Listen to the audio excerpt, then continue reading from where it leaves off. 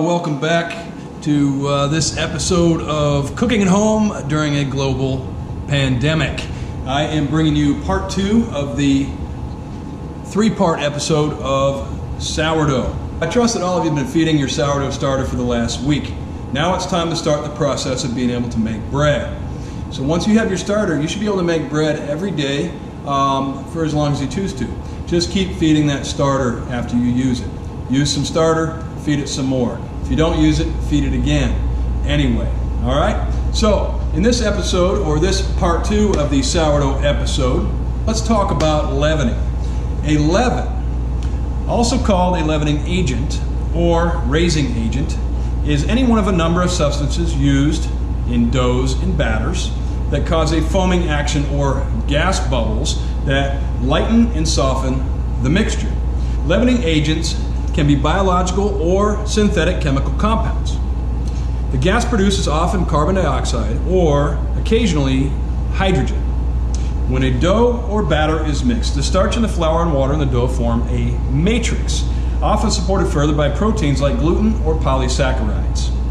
Then, the starch gelatinizes and sets, leaving gas bubbles that remain.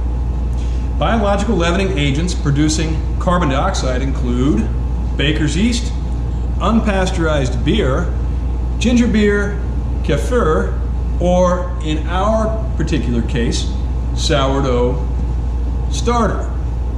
Here's what you're going to need for this. We're going to start with 4 cups of our flour, okay, just into a bowl, all right? 4 cups of flour.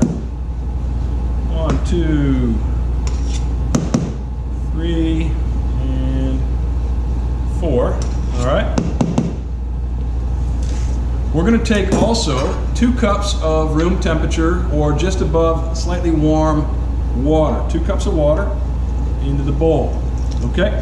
And then our leavening agent, which is our house-made sourdough starter, okay? That's going to also go into the bowl, all right? By doing this overnight and letting it naturally leaven using our sourdough starter, we're going to create flavor and texture that we may not otherwise have, thus also having a more sour bread. Okay, so in the bowl, just mix it all up. I'm using a rubber spatula to make sure I keep getting all of the flour and everything else off the sides of the bowl. I want to kind of mix this pretty thoroughly, all right, into a really thick paste, all right? So mix it real well. Really thick paste. Keep scraping the sides of the bowl down. Trying to keep it in the middle here. All right. Okay, so we've created our starter for tomorrow's bread. All right. We're going to give this about 12 hours to sit on the countertop, and you'll need to join us again in part 3 of this 3-part episode of making your own sourdough bread at home during a global pandemic. Go ahead and cover that bowl with plastic wrap, and you're just going to set it aside, and we're going to see this in about 12 hours to actually start to make sourdough bread, which I know everyone's been looking forward to. So set it aside, and we'll see you in a few hours with part 3 of making sourdough at home.